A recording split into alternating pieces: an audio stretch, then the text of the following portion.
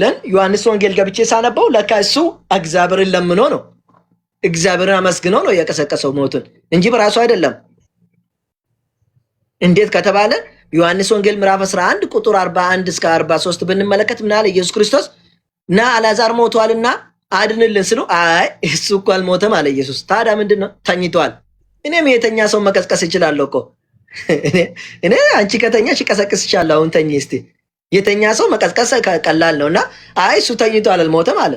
አይ እሱ የሄደው የተኛ መቀስቀስ ነው ሄደ እንጂ የሞተን አይደለም። እሺ ይሁንና እሱንም ራሱ እንዴት ቀሰቀሰ ስንል ሄደና እጁን አነሳና ወደ ላይ ሰዎቹ ከሱ ኋላ ቆመዋል እሱን ለማየት። እጁን አነሳና ምን አለ? አባቴ ወይ ስለሰማኝ አመሰግናለሁኝ። ሁሌም እንደምሰማኝ አውቃለሁ አለ። ሁሌም እንደምሰማኝ አውቃለሁኝ፣ ግን ይሄን የምለው ከኔ ጀርባ ያሉት አንተ እንደላከኝ እንዲያውቁ ነው አለ። አንተ እንደላከኝ። ታዲያ አንተ ሙታን መቀስቀስ የመጣው እግዚአብሔር ልኮክ ነው እንጂ አምላክ ሆነ አይደለም የሚለው ነገር መጣልኝ። ምክንያቱም አንተ እንደላከኝ እንዲያውቁ ነው አለ እኮ። ሰዎቹ ከሱ ጋር የሚቆሙት አንተ እንደላከኝ እንዲያውቁ ነው አለ። በቃ እነሱም አወቁ እሱ እንደላከ፣ እሱም እግዚአብሔር አምላኩን አመሰገነ። በቃ እሺ ይሁንና ጀልባ ላይስ እንዴት ተደርጎ ነው ስለው ኢየሱስ ክርስቶስ ተኝቶ ነበር አሉኝ። እሺ አልኳቸው። ተኝቶ ከዛ ውሃ እንትኑ ተነስቶ ሰውን ማዕበሉ ተነስቶ ሊገላቸው ነበር። ከዛ ቀሰቀሱት ኢየሱስን አሉ። እንዴ እግዚአብሔር ነው አላላችሁም ስላቸው አዎ አሉኝ። ታዲያ እግዚአብሔር ተኝቶ ማንቀሰቀሰው? እኔ ይሄን አላመልክም አልኳቸውና ዝም ብዬ ወጣው። እሱንም ተውኳቸው። እንደዚህ ራሳቸው ገባ ብዬ የአማርኛ እንዲገባሽ እንዳንቺ እያወራው ነው ዛሬና እንዲገባቸው ብዬ እኔን ተውኩኝ እና ከዛ መጣው። እሺ አሁን እግዚአብሔር የምትሉት ሌላ አምላክ አለ ወይስ የለም ራሱ አልኩኝ። አለ ወይስ የለም ስለው እረ ራሱ አምላክ አለው መጽሐፍ ቅዱስ ላይ። የቱ ጋር? ዮሐንስ ምዕራፍ 20 ቁጥር 17 ላይ ለመግደላዊት ማርያም ምን አለ? እኔ ገና ወደ አባቴና ወደ አባታችሁ ወደ አምላኬና ወደ አምላካችሁ አላረኩምና ብለሽ ንገራችሁ አለ። እንዴ እሺ አባቴና አባታችሁ እሺ ይሁን፣ ወደ አምላኬ ይላል እንደ ኢየሱስ እናንተ አምላክ ነው አላላችሁኝም? እረ አምላክ አለው እሱም እኮ አሉኝ። ታዲያ አምላክ ካለማ የእሱን አምላክ አመልካለሁ እንጂ ለምን እሱን አመልካለሁ አልኳቸው። ተውኳቸው፣ እነሱንም ተውኩ። እንዴ እሱ አምላክ ካለው ለምን ከሱ ጋር እታገላለሁ? እሱ የሚያመልከው አምላክ አላመልክም ብዬ ተውኩኝ። ስለምናቸው ነበር፣ ሰግድላቸው ነበር። ኢየሱስ አለ ይሰግድ ነበር፣ ይለምን ነበር አምላኩን። ኤሎሄ ኤሎሄ ለማ ሰበቅተኒ አለ። ኢላሂ ኢላሂ ለምን ተውከኝ አለ። አምላኬው አምላኬው ለምን ተውከኝ ብሎ ለመነ ኢየሱስ። እንዴ ታዲያ ኢየሱስ ክርስቶስ አምላኬ አምላኬ ለምን ተውከኝ ካለ እኔም አምላኬ አምላኬ ለምን ተውከኝ አልልም እንዴ? ኢየሱስ ኢየሱስ ለምን እላለሁ አልኳቸው።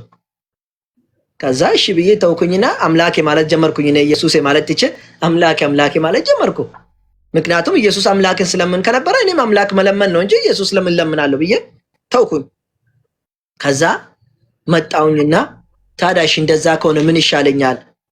እንዴት ናችሁ ታዲያ? ኢየሱስ ክርስቶስ እናንተ የምታመልኩት ጥሩ አይደለም፣ እኔ እንኳን ትቼ ሄጃለሁ እናንተ ስላቸው፣ አይ ኢየሱስ እኮ እውነትም መንገድም እኔ ነኝ አለ፣ ከኔ በስተቀር ወደ አባትም ሄድ የለም አለ ነው። አዎ ታዲያ ምን ችግር አለ ታዲያ አልኳቸው። ቦታውን ማት የምትፈልግ ከሆነ እያሳየውሽ ትፈልጋለሽ እያወጣው ወይስ እንደዚህ ላውራ?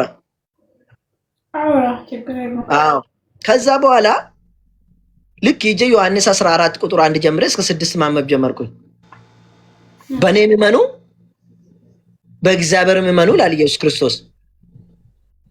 እንዴ በእኔ የሚመኑ በእግዚአብሔር የሚመኑ ካለማ ምን ማለት ነው ታዲያ? ሁለት አምላክ አለ ብዬ ስጠይቀው ፈተሽኩኝ ወንጌል። ከዛ በኋላ ለካ ኢየሱስ ክርስቶስ በእኔ የሚመኑ ማለቱ እኔ መልእክተኛ ነኝ ማለቱ ነው። በእግዚአብሔር መኑ ስል ደግሞ አንድ አምላክ እንዳለ ነው። የት አገኘው ታውቃለሽ? ዮሐንስ ወንጌል ምዕራፍ 17 ቁጥር 3 ላይ አንድ አምላክ የምለው ኢያስ እንደ ወደዛ ዙሪያ እንኳን ባሳይሽ ደስ ይለኛልና መረጃዎችን ሰዎች አሳያት እያሉኝ ነው። ድንገት ክርስቲያኖችን መሆን ስለሚችሉ ላሳይልሽ፣ እነሱም ይማራሉ በዚህ። ከዛ ታዲያ ምንድነው ስል ለካ ኢየሱስ ክርስቶስ ያለ ነገር አለ። ምን አለ? አንድ አምላክ እንዳለ አስተማረ። ይኸው እውነተኛ አምላክ ብቻ አለ። እውነተኛ አምላክ ብቻ የሆንክ አንተን የላከኝንም አለ ኢየሱስ ክርስቶስ የላከኝ አለ። ይኸው ስንት አምላክ አለ? እውነተኛ አምላክ ብቻ አለ፣ አንድ ብቻ የሆንክ አለ። አንተን የላከኝንም ኢየሱስ ክርስቶስ ያወቁ ዘንድ ወይ ደግሞ ያውቁ ዘንድ ይህች የዘላለም ሕይወት ናት አለ። ኢየሱስ ክርስቶስ ተልኮ መጣ እንዴ? ኢየሱስ ተልኳል ብለን ካመን ዘላለም ሕይወት እንገባለን ጀነት አልኩኝና በቃ ኢየሱስ ክርስቶስ እግዚአብሔር ካላከማ ጀነት እገባለሁ። አንድ አምላክ አለማ በቃ አንድ አምላክ እያመለኩ ነው። እኔ አንድ አምላክ አለ ምለው ቁርአን ብቻ ነው። ቁርአን ምዕራፍ 112 ላይ ምን ይላል? በል ያ ሙሐመድ አላህ እኮ አንድ ነው ይላል። አላሁ ሰመድ አላህ እኮ የሁሉም መጠጊያ ነው ይላል። ለም የሊድ ወለም ይውለድ ይላል። አይወልድም አይወለድም ይላል እግዚአብሔር ቁርአን ላይ። ወለም የኩን ለሁ ኩፉወን አሐድ እሱን የሚመስልም የለም ይላል ቁርአን። ክርስቲያኖች ጋር ስትመጣ ደግሞ አይ እኛ እግዚአብሔር እንመስላለን ኢየሱስም አምላክ ይመስላል አላለሁ እንዴ? ኢየሱስ እግዚአብሔር እኛን የሚመስል ከሆነ እኛ ወንዶች ነን። እግዚአብሔር ሴት ነው ወይስ ወንድ ነው የሚመስለው? ጸጉሩስ እንዴት ነው? ጾታውስ እንዴት ነው? ገባሽ? ጸጉሩሽ የአሜሪካዎች ነው የኢትዮጵያኖች ነው የሚመስለው? ጸጉሩ ነጭ አለ፣ ቀይ አለ፣ ጥቁር አለ። ስለዚህ ይሄማ አይሆንም፣ ከሎጂክ ጋር ራሱ አይሄድም። እግዚአብሔር እኛን አይመስልም። ስለዚህ ቁርአን ላይ እግዚአብሔር የሚመስል ወይ ደግሞ አላህ የሚመስል የለም ስላለኝ እሱን የማይመስል አንድ አምላክ ብቻ ቢጤ የሌለውን እሱን ላመልክ ብዬ ሄድኩኝ። ከዛ ኢየሱስ ክርስቶስ ሕይወት ነው አሉኝ። ይኸው እዚች ጋር ምዕራፍ 14 ቁጥር 6 ላይ ይኸው የምታይ ከሆነ ወንጌል ላይ ምን ይላል? ኢየሱስም አለው እኔ መንገድና እውነት ሕይወትም ነኝ፣ በእኔ በቀር ወደ አብ የሚመጣ የለም አለ። ኢየሱስ ክርስቶስ መንገድ ነው። አዎ ቁርአን ላይ እጄ ሳየው መጽሐፍም ላይ አዎ ሰዎችም የሚያስተምር ነበረ። የጠፉትን እየመለሳቸው ነበር። ገባሽ? የጠፉትን ሰዎችንም ከመንገድ እየመለሳቸው ነበር። ስለዚህ መንገድ ሲያሳያችሁ ስለነበረ ኢየሱስ መንገድ ነው ይላል። ኦኬ ችግር የለውም። ኢየሱስም ሕይወት ነኝ ይላል። ምንድነው ሕይወት? ኢየሱስ ክርስቶስ ጀነት ነው እንደ ብዬ ስለው ጀነትማ አይደለም ኢየሱስ። አይ ጀነት መፈጠረ እሱ ነው። ታዲያ ሕይወት ምንድነው ብዬ ጠየቅኩት። ሕይወት ማለት እኮ ሕይወት ይሰጣል አሉኝ። እንዴ እሱ ራሱ ሕይወት እኮ ያገኘው ከአባቱ ነው። ሕይወት አልነበረም። ኢየሱስ ራሱ ሕይወት አልነበረም። ከኔ ጋር ነሽ? አዎ እየሰማሁ ነኝ። አዎ ኢየሱስ ሕይወት ራሱ አልነበረም። እንዴት ሕይወት ይሰጠኛል አልኩኝ። እረ ነበረው ስሉኝ እኔ ደግሞ ቆይሽ እንደሌለው ላሳያችሁ አልኩኝ።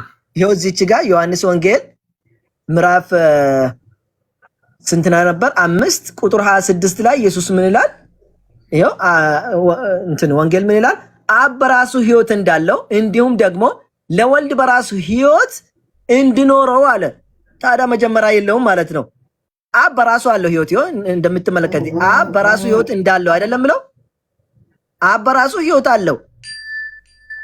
እንዲሁም ደግሞ ወልድ አለ በራሱ ሕይወት እንዲኖረው ማን ሰጠው? አብ ሰጥቷልና ይላል። አብ ነው የሱ ራሱ ሕይወት ሰጠ። ታዲያ አብ ለኢየሱስ ክርስቶስ ሕይወት ከሰጠ የትኛ ሕይወት ነው የምሰጠኝ ከተባለ አይ ስልጣን ተሰጥቷል አሉኝ። አይ ስልጣን ከተሰጠማ ችግር የለውም ከስልጣኑ ነው የምሰጠኝ እንጂ እግዚአብሔር አይደለም ማለት ነው። እግዚአብሔር መልእክተኛ አድርጎ ሾሞት ነው አልኩኝ። ግን ስልጣኑስ እንዴት ነው? እስከ ትንሣኤ ዕለት ይቆያል ወይ? ኢየሱስ ክርስቶስ ስልጣኑ ይቆያል ወይ? ጌትነቱ ስል ወንጌል ምን ይለኛል ጳውሎስ? እራ አይቆይም። ምን ሆናል? አንተ ለጊዜ ነው የተሰጠው እንጂ እግዚአብሔር እኮ ይቀበለዋል አለኝ። ወይ ደግሞ መልሶ ለእግዚአብሔር ይሰጣል አለኝ። የቱ ጋር ካልሽኝ ይኸው ቆሮንቶስ። የት አለ ቆሮንቶስ? ይኸው አንደኛ ቆሮንቶስ ምዕራፍ 15 ቁጥር 24 ላይ እንጂ ሳነብ ምን ይላል? በኋላም መንግስቱ ለእግዚአብሔር ለአባቱ አሳልፎ በሰጠ ጊዜ በኋላም ይላል መንግስቱን ለእግዚአብሔር ለአባቱ አሳልፎ በሰጠ ጊዜ መንግስቱን ለማን ይሰጣል? ለእግዚአብሔር ይሰጣል። ኢየሱስ ክርስቶስ መንግስቱን መልሶ አለቃነትንም ሁሉና ስልጣንን ሁሉ ኃይልንም በሻረ ጊዜ ይሄው አለቃነትንምና ስልጣን ሁሉ ሽሮ ለማን ይሰጣል? ለአባቱ ይሰጣል። ፍጻሜ ይሆናል አለ። ታዲያ ከዛ በኋላ ኢየሱስስ የት ነው? አምላክ ይሆናል ወይስ ሰው ይሆናል ወይስ ይሞታል ወይስ የት ይሄዳል ስለው አይ ኢየሱስ ክርስቶስ መልሶ የእግዚአብሔር እግር ስር ይገባል አለ። እቺን ይህና ጥያቄ ጠይቀኛለሽ። ምን አለ? ይሄው ሁሉም ከተገዛለት በኋላ ግን እግዚአብሔር ሁሉ በሁሉ ይሁን ዘንድ በዚያን ጊዜ ልጅ ራሱ ደግሞ ሁሉን ላስገዛለት ይገዛል አለ። ኢየሱስ ክርስቶስ መልሶ ለእግዚአብሔር ይገዛል ይላል መጨረሻ ጊዜ ትንሣኤ ዕለት። ታዲያ ኢየሱስ ለእግዚአብሔር የሚገዛ ከሆነ ምን ያጨቃጨቀኝ ታዲያ? ለእግዚአብሔር አንገዛም ወይ ብዬ ተውኩኝ። አየሽ፣ ይኸው ልጁ ለማን ይገዛል? ልጁ ራሱ ደግሞ ሁሉን ላስገዛለት ይገዛል ይላል። መልሶ ለእግዚአብሔር ይገዛል ኢየሱስ ክርስቶስ። ስለዚህ ኢየሱስ ክርስቶስ ለእግዚአብሔር ተመልሶ የሚገዛ ከሆነ ለምን እኔ ለእግዚአብሔር አልገዛም? ከዛሬኑ ጀምሬ ብዬ ተውኩኝ ማለት ነው። ስለዚህ እኔም እንደው አንቺ ገና ከመገናኘታችን በፊት እንደኔ ያው ሰው ትተሽ ወደ አምላክ ከመጣሽ ጥሩ ነው። ጥያቄ ካለሽ ጠይቅኝ እስቲ። ለማንኛውም አረ ጥያቄ የለኝም፣ ግን አንተ ጥያቄ ያለኝ አንተ ለምሳሌ ቤተሰቦቹ ክርስቲያን ናቸው፣ አንተ ብቻ ሙስሊም ለምንድን ነው አንከኝ? ይኸው መጽሐፍ ቅዱስ ሳነብ እንደዚህ እያሉኝ መልስ እየሰጡኝ፣ ኢየሱስም እንዲህ ብሎ መልስ እየሰጠኝ፣ ቁርአንም ሳነብ ደግሞ አንድ አምላክ እንጂ የለም ኢየሱስ ክርስቶስ መልእክተኛ ነው፣ ነብዩ መሐመድም መልእክተኛ ነው እያሉኝ። ደግሞ የሚገርምሽ የሰው መብት ያለው ቁርአን ውስጥ ነው። ለምሳሌ አንቺ ብትደፈሪ መጽሐፍ ቅዱስ ምን ያደርግልሻል? አምላክ አንቺ እኮ ዛሬ ብትደፈሪ ነገም ጨምሪ ነው፣ ይደፍርሽ ነው። ምክንያቱም ግራ ቀኝ ከሰጡ መቱሽ ግራ ስጪ አይደለም ነው እግዚአብሔር። ዛሬ ከሳመሽ ነገ ደግሞ ሌላ ጨምሪለት ነው እንዴ? እውነት እኮ ነው። ዛሬ አንድ ወንድ መጥቶ ከሳመሽ ነገ ደግሞ ሌላ ነገር ጨምሪለት ማለት ነው። ለምን ቀኝ ከመታሽ ይሄን ጨምርለት ስለምል፣ ዛሬ እዚህ ከሳመሽ ነገ ደግሞ ሌላ ነገር ስጪው ነው። እኔ ደግሞ ቁርአን ላይ ሴት ልጅ ወንድ ልጅ ሴት ልጅ ከደፈረ ቅጣት አለው በእግዚአብሔር ዘንድም በሰው ዘንድም። ስለዚህ ሴት እዛ ክብር ከሌላት እኔ እስልምና ጋር ሴት ከተደፈረች ወንዱ ይጠየቅበታል ብዬ እምቢ ብዬ ተውኩኝ። እሺ አሁን አንቺ ለምሳሌ አባትሽ ብሞት እግዚአብሔር አያደርገውና ወይ ከቤተሰቦች ሰው ብሞት የአባትሽን ሀብት እንዴት አደርገሽ ነው አንቺ እኩል የምትካፈይ ከወንድሞችሽ ጋር? ግዳጅ የት ትሄጃለሽ? ፍርድ ቤት ነው የምትሄጂ ግዳጅ፣ ወይ ደግሞ ሽማግሌ መጥቶ ነው የሚያካፍላቸው። እኔ ሲን ስለሆንኩኝ እኮ ወንዶቹ ካሉ እኮ ለሴት አይሰጡም ሲጀመር። ለምን? ይሄው እሱ እኮ ነው ችግሩ። ለምን አይሰጡም? አይደለም ሴቶቹ ቢሆን ኖሮ ሴቶቹ ችግር የለም። ወንዶቹ እዛ ለምሳሌ የአባቴ ቦታ ይኖራሉ አይደለ? ገዛ ስለሆነ ሴቶቹ ሲጀምር በጭራሽ አይጠይቁም። ምክንያቱም እነሱ አገብቶ ነው የምትኖሩ አይደለ? ሴት ታገባለች። ሳታገባስ ቤት ውስጥ ነው አለችው። ለምሳሌ እሷ ገና 13 ዓመት 10 ዓመት ምናምን ናት፣ ገና አላደገችም። እና እቺ ልጅ ወይ 15 ዓመት ናት። እስከዛ ድረስ ይኸው እስከዛ በምን ትኖራለች? በምን ትኖራለች? እስከዛ በምን ትኖራለች? እስከዛ እስክታገባ ከነሱ ቦት ነው ለምሳሌ ወንዶቿ አገብተው ቢሆንስ? ወንዶቿ አገብተው ውጭ ካሉስ? ወንዶቿ አገብተው ውጭ ከሆኑስ? ለምሳሌ አንቺ ወንድሞቹ ወይ ወንድሞች ሌላ ሰውም ቢሆን አገብተው ሁሉም ቤት አላቸው። አንቺ ትንሽ ነሽ፣ ቤት ውስጥ አለሽ። እነሱ ደግሞ ገብተዋል። ስለዚህ ምን አደረጉ? ለልጆቻቸው ለሚስቶቻቸው ስሉ መጥቶ ውርስን ይወርሳሉ። አንቺና እናትሽስ ምንድን ነው የሚቀርላችሁ? ያካፍላሉ። እንደዛ ከሆነ የግድ ያካፍላሉ ወይስ እኔ እስከሚያግባ ድረስ ይጠብቃሉ? የለማ በእንትን የለማ በወንጌል ውስጥ ላይ የለም እኮ። እንዴት ነው የሚያካፍሉልሽ? ወንጌል ላይ እኮ ሴት ትካፈል ምን የለም። ኔትወርክ ይዞሽ ነው? ኔትወርክ ነው መሰለኛ። ወግቼዋለሁ። መጣሽ? እኔ ንገስ ነኝ። እኔ ለምሳሌ እኔ ካገባው በኋላ ይጠብቃሉ። ካላገባው ደግሞ መከፈል ሊሆን ይችላል ከነሱ ጋር ማለት ነው፣ አብረን ማለት ነው። እሱ አሁን ጥገኛ ሆነሽ የሰው እንግዲህ የሰው እጅ እያየሽ ጥገኛ ሆነሽ እሱ ሚስት አገብቶ ልጆች አለው እሱ ጋር ሄደሽ ለምን የአባትሽ ሀብት እያለ ለምን ጥገኛ ትሆኛለሽ እንዴ? እግዚአብሔርማ ይሄን መብት ማስቀመጥ ነበረበት። አሁን በመጽሐፍ ቅዱስ ብትመለከች ስንት ትውሰድ ስንት ትውረስ፣ ሴት ተወረሳለች አትወርስም የለም። ቁርአን ላይ ብትመጪ ግን ሴት ምን ያህል ማግኘት እንዳለበት አስቀምጧል። ሴት ልጅ ገብቶሻል?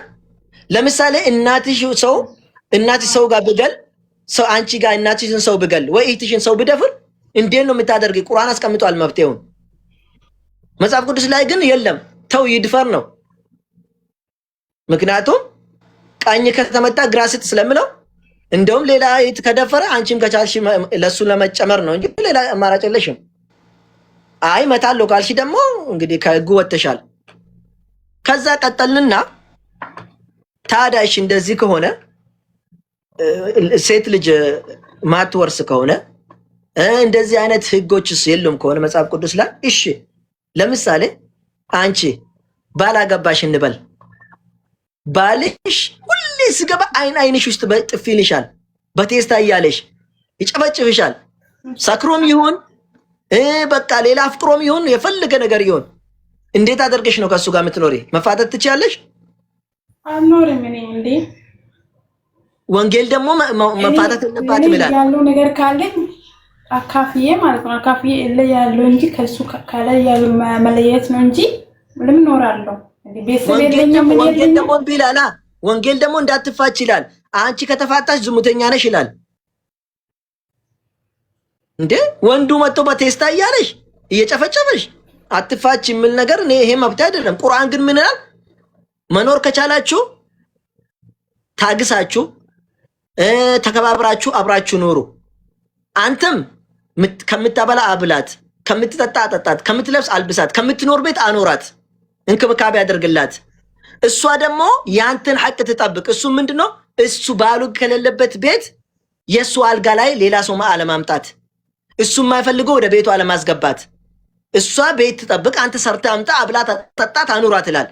ግን ማትስማሙ ከሆነ ልጅቷ ለምሳሌ ሴትዮዋ ወይ ደግሞ እሱ ሰካራም ከሆነ መጥቶ የሚመጣት ከሆነ ምደበድባት ከሆነ ወይ እሷ ደግሞ ዱርዬ ከሆነች ለሴቷ ምርጫ አስቀመጠ። ምን አለ? መጀመሪያ አለመተኛት ነው ከሷ ጋር ወጣ ብለተኛ። ለምን? ለሴት ልጅ ዱላ ምንድነው? ብቻውን ማስተኛት ነው። ሙቀት ምናምን መከልከል ነው። ብቻ ስትተኛ የበረዳት ትተኛለች። ዱላ ነው እሱ ራሱ። ትተ መሬት ትተኛለች እሷን ትተ ከዛ ከኔ ተራይቶት ከተኛ ኮነ እኔ ምንድነኝ? ለሱ ወንድሜ ይሄ ነው እንዴ? ለሱ እኔ ለኔ ወንድሜ ነው እንዴ? መብቴ ነው። መብት እኮ ነው እየሰጠ ያው መብት እየሰጣችሁ ነው ቁርአን። ለምን መሰለሽ? ከምትመታት በቴስታ ከምትላት ጥርሷን ከምትሰብር መጀመሪያ ስታጠፋ ምከራት። ምክርን ቢካለች ከአልጋ ለይተተኛ ለትንሽ 3 ቀን ምናምን ትተኛለህ። ትመከራለች። ሴት ብቻ ከተኘች እንደተገረፈች ናት። ብቻ መተኛት አትወድም ከባል ተለይታ። ከዛ እምቢ ካለችስ ከዛ በኋላ እምቢ ካለች ደግሞ ሌላ መጥፎ ነገር ወንድ ምናምን የምታስገባ እንትን ምትል ከሆነ ምን ታደርጋለህ? ሷክ ታውቃለች? ሷክ በምታክለው ግረፋት ይላል። ሷክ እቺን አምጥተህ ትመታታለህ እግሯ ስር። ግን ቁስል እንዳይኖረው እንትን እንዳይኖራት ምልክት እንዳይወጣባት እግሯ ስር ሷክ ያሳምማል ሰው። የጻር ልጅ ራሱ በሷክ እኮ ነው። ይሄ ሷክ ምንድነው የሚባለው? መፋቂያ ግረፋት ይላል። ካልሆነስ በቃ በሰላም ተለያዩ ይላል። በሰላም አይሽ መብት ይሰጥሻል ቁርአን። በክርስትና ግን መለያየት አትችይም። ስለዚህ መብትሽ ያለው እስልምና ውስጥ ለምን አይችልም እንዴ? ይችላሉ። የምር አትችልም። ወንጌል እኮ አትችሉም ይላል። ሴትና ወንድ ተለያይቶ መኖር አይችልም። ተለይታ ከወጣች እሷ ዝሙተኛ ናት ይላል መጽሐፍ ቅዱስ። አትችይም። ገብቶሻል? ሀዊ መነቄ በነቄ ሴንተ ማስፉ ወርባድ ሀዊ ኦብሲ ቆይ እንሴንታ ገብቶሻል? ይቅርታ ከዚህ ሰውን እያናገርኩ ነበር። እና ምን መሰለሽ እኔ እንዶ ካለና እንትን ብንል ባንልም እኔ ባገኘሽም ባላገኘሽ አንተም ባገኝም ባታገኘኝም ግን ከኔ የበለጠ ህይወት የምታገኘው አንድ ነገር ብቻ ልጠቁምሽ ፈልጋለሁ። እሱ ምንድነው? ዘላለማዊ ህይወት የምትኖር ደስተኛ ሆነሽ ከእግዚአብሔር ጋር ተገናኝተሽ አላሁ አክበር አላሁ አክበር የሆነ ነገር ቢሆን አላሁ አክበር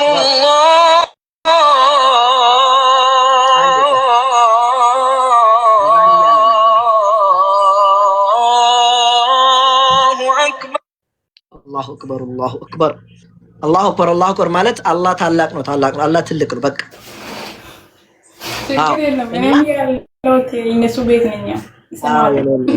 እና ምን መሰለሽ ከእግዚአብሔር ጋር ደስተኛ ሆነሽ ሁሌ ትኖራለሽ። እሱ በሚያደርገው ጉዳይም ጣልቃ አትገቢም። አላህ የፈለገ ነገር ቢያደርግ ደስተኛም ብትሆኚ ብታጪም አልሐምዱሊላህ ነው የሚባለው በእስልምና። ራሴን አጠፋለሁ፣ መርዝ ጠጣለሁ፣ ሰቅላለሁ ምን ማምን የለም። ምክንያቱም አላህ ለአንቺ የፈለገሽን ነገር ኸይር ሁሉ ተቀብለሽ አልሐምዱሊላህ ብለሽ ትኖራለሽ በደስታ። ምክንያቱም አላህ ነውና አላህ የፈለገ ነገር ማድረግ ይችላል። ለአንቺ የምሆንልሽ ደግሞ እሱ ያውቃል። አንቺ ለምሳሌ አንድ ወንድ ልጅ አፈቀርሽ እንበል። አፈቅረሽው ካላገኘሽ ወይኔ እሱን ስላላገኘው በቃ ራሴን መስቀል አለብኝ ካልሽ እኮ ራስሽ ትሞቻለሽ እንጂ ማንንም አትጎጂም። ግን አላህ እንደዛ አይደለም በጭራሽ። አይ እንደው ምሳሌ ነው። አንቺ አትይም አንቺማ እኔን ስለምትፈልግኝ አትይም። እና ምንድነው ምን መሰለሽ እና ለምሳሌ ሌላ ሴቶች የሚሉት ነገር አለና ምን መሰለሽ እና ራሳችሁ ለምን እገላለሁ? ያ ወንድ እኮ ብትጋባ ምን መሰለሽ ድንገት ምቀጠቅጣት ኖራል፣ ለህይወቷ ጥሩ ላይሆን ይችላል። ለዛ እግዚአብሔር ምን አደረገ? ያ ወንድ እኮ ከሷ ምን አደረገ? አራቀው ልጁን። ስለዚህ በቃ ለሷ ይኖራል፣ ችግር የለም። እሱ አገብቶ ይኖራል። እሷም ጠብታለች፣ እሷ የራሷ ጠብታለች። እኔም ራሴ አጥፋለሁ። እሱ እኮ አይደለም በጭራሽ። በቃ እንደዛ መሆን ይሄ ነው እስልምና። በቃ አላህ ባደረገው ነገር ሁሉ ለኔ ጥሩ ነው ተብሎ ማመን ነው። እና እንደው ብቻል ምን መሆን አለበት? አላህ ስብሐነሁ ወተዓላ ቀጥተኛ መንገድ መርቶሽ እውነተኛን አንድ አምላክን አግኝተሽ ነቢያቶችን ደግሞ አከብረሽ እውነተኛን እምነት አገኝተሽ ጀነት እንድትገቢ አብረን ጀነት ብቻ መግባት እኮ ደስ አይለኝም እኮ ጀነት። አንቺ እየተቀመሽ እንዲህ እያየሽኝ ጀነት ለምን ገባለሁ? አብረን ብንገባስ ምን ችግር አለ እንዴ? እኛ ሲጀምር እኮ ሰዎች ቅናተኛ ናቸው እና እኔ ደግሞ አልቀናም። አብረን ጀነት ብንገባስ ምን ችግር አለ? ከኔ ጋር ብትደሰትሽ። ስለዚህ ከኔ ጋር እንድትገቢ ነው የምፈልገው። እውነት ከኔ ጋር ጀነት እንድትገቢ ከኔ ጋር ደግሞ ጀነት የምንገባቸው ቆይ ትልቁ ነገር ምን መሰለኝ? እሺ ቀጥይ። እኔ እናት ልስጥሽ። አይ ቀጥይ፣ ችግር የለውም። እኔ ብዙ ሰዓት ስለወሰድኩኝ ራውሪ ልስማሽ። እኔ ደግሞ ቤተሰቦቹ ያው ሙስሊም ቤተሰቡ በጭራሽ ራሱ የለም በጭራሽ ማለት ነው። እንዳለ ቤተሰቦቹ ክርስቲያን ናቸው እንዳለ ማለት ነው። ቤተሰብ ብቻ አይደለም ራሱ ለምሳሌ ለእናት ወንድሞቹ አሉ፣ አጎት ምናምን ሁሉ ነገርም አለ አይደል? ሁላችሁም ክርስቲያን ናቸው። እኔ ከነሱ ተለያይቼ አንተን አግብቼ ሙስሊም መሆን አለብኝ? ኧረ እኔንማ ባታገቢኝም ሙስሊም ሆኜ እያልኩኝ ነው። እኔን አግቢ ሳይሆን ባታገቢኝ፣ እኔ አግቢኝ እያልኩሽ አይደለም። ምን አለ መሰለሽ ይኸው አሁን ለምሳሌ አንቺ ያለሽበት ቦታ ቤተሰቦችሽ ከአንቺ ጋር እየተቸገሩ ነው? ምንም እሺ፣ አረቦችሽ ሲቆጡሽ ቤተሰቦችሽ ከአንቺ ጋር እየተቆጡባት ነው?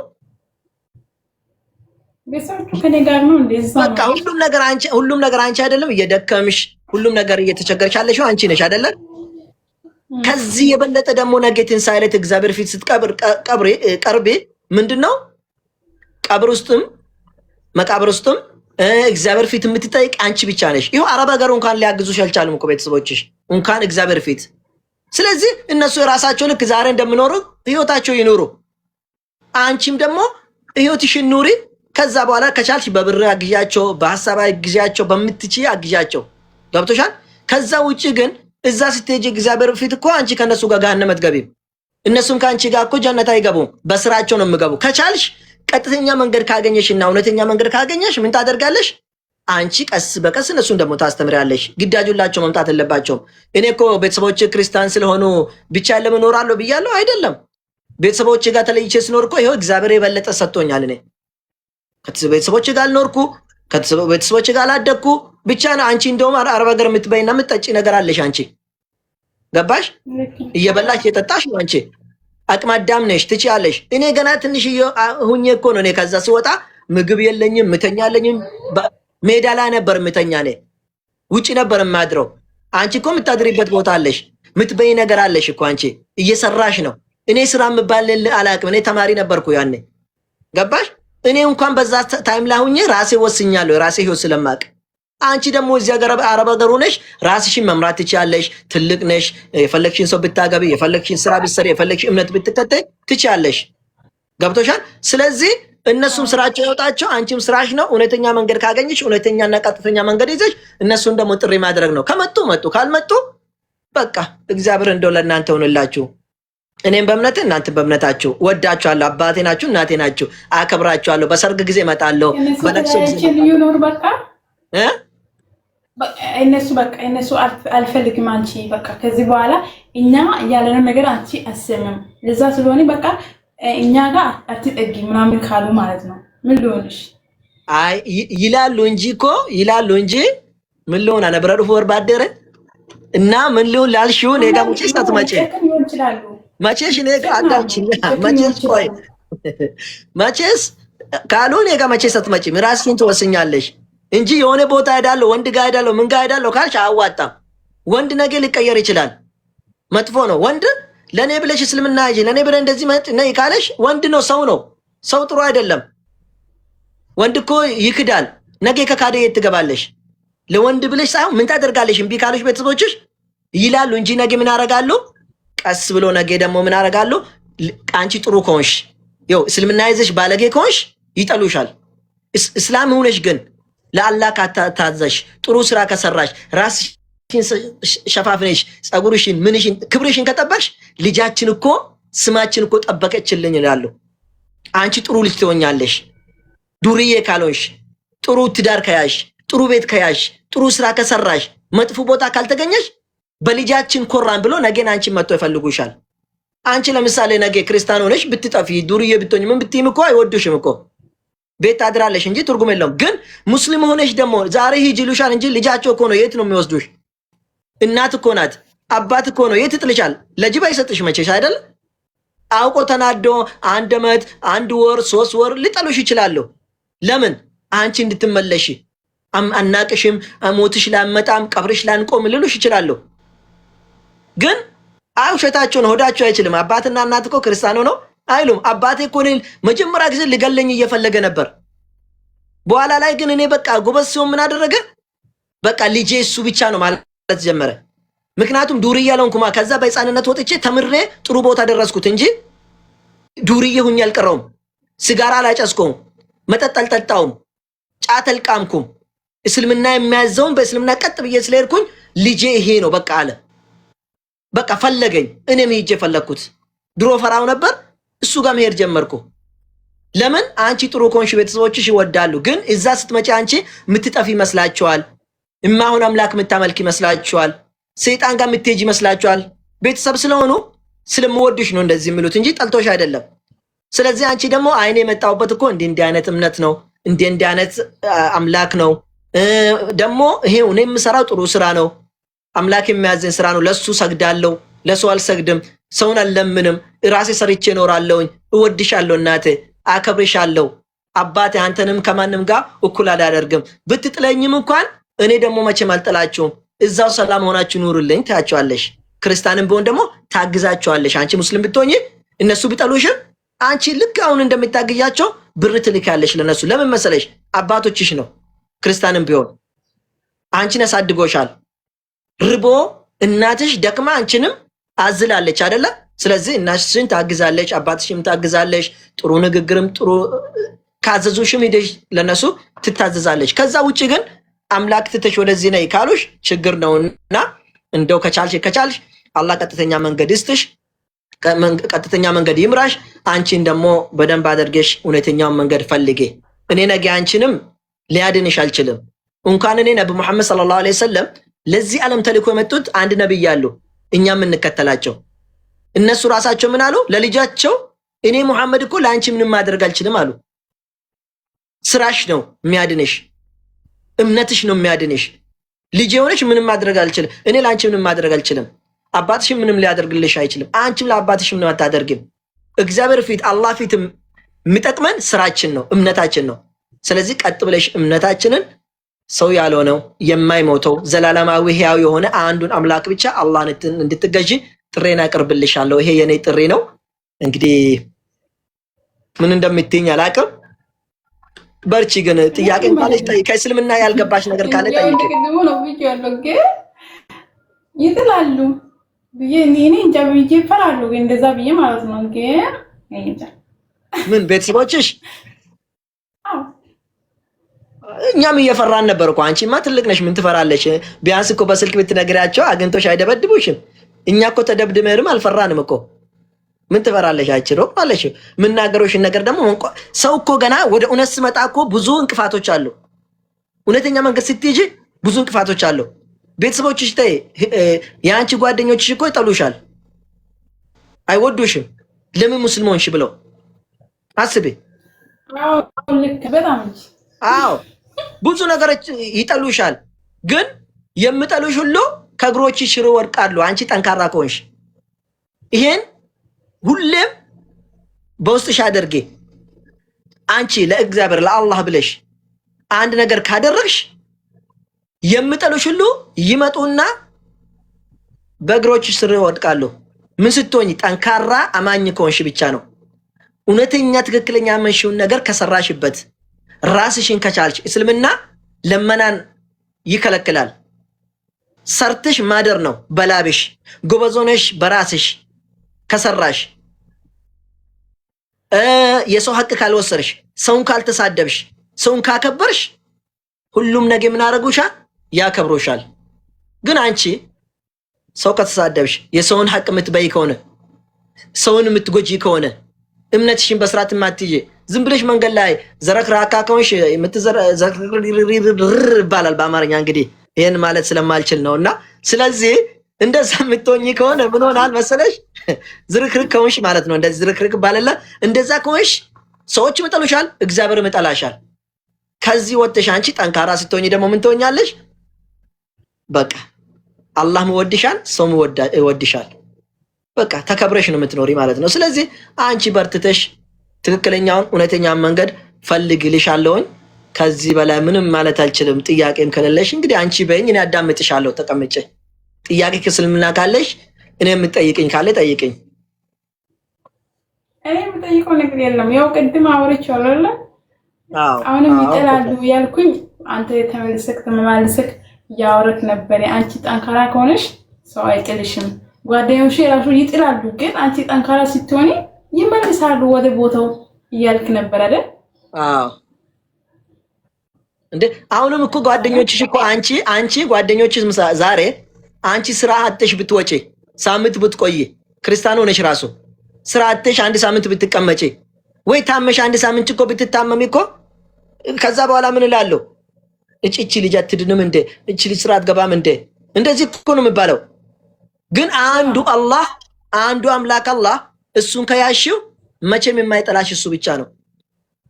ይሄን አስቤ ዛሬ አንድ ሳምንት ስራ ብታጪ ለምጠሉሽ ጓደኞችሽ ይጠላሉ ብለሽ ከእግዚአብሔር ጋር ከመጣላት አንድ ሳምንት የሚጠሉሽ ይጥሉና መቼም የማይጠላሽን አንዱን አምላክ አላህ Subhanahu Wa Ta'ala ማምለኩ ተገቢ ነው። እሱ ነው ሁሌም የትም ቦታ ብትሆኚ ከአንቺ ጋር የሚሆን እሱ ብቻ ነው።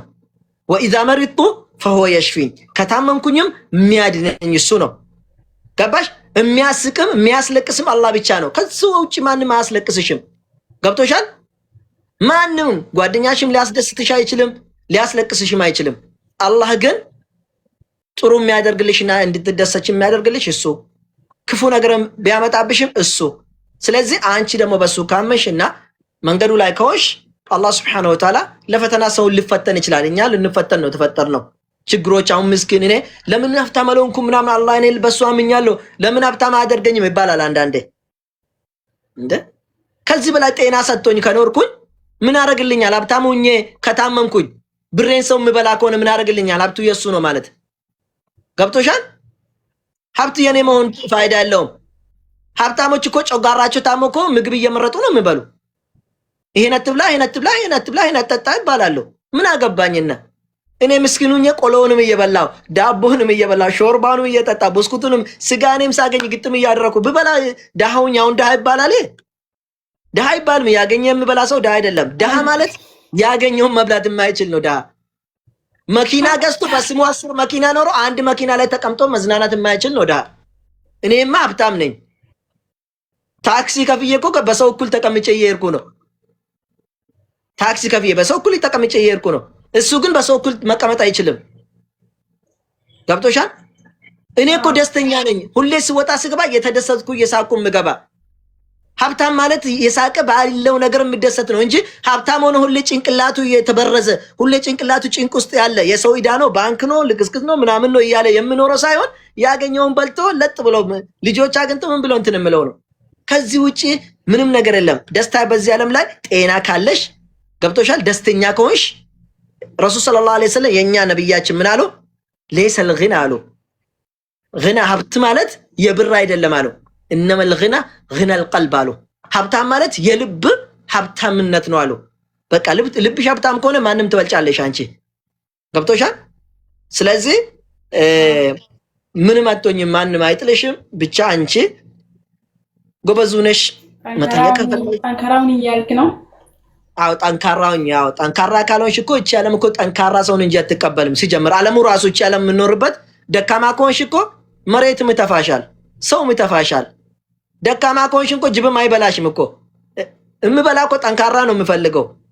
ስለዚህ ጠንካራ ከሆንሽ ግን ሁሉም ይፈልግሻል። ጠንካራ ሰው ነው የምፈልገው። እንዴ ሰራተኛ እንኳን የምፈለገው እኮ ጠንካራ ሰራተኛ ነው የምፈለገው። ገብቶሻል? ልፍስፍስ ጠንካራ እኮ እንትን እኮ አይፈለግም። ጠንካራ ስትሆኝ ግን ካምፓኒውም ይፈልግሻል፣ መንግስቱም ይፈልግሻል፣ ሴቱም ትፈልጋለች፣ ወንዱም ይፈልግሻል። ጠንካራ ስለሆንሽ ነዋ። ደካማ ከሆንሽ ማን ይፈልግሻል? ስለዚህ በራስሽ መተማመን ይኖርሽ።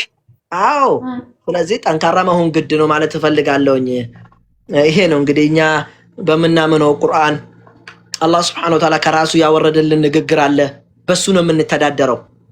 ገብቶሻል?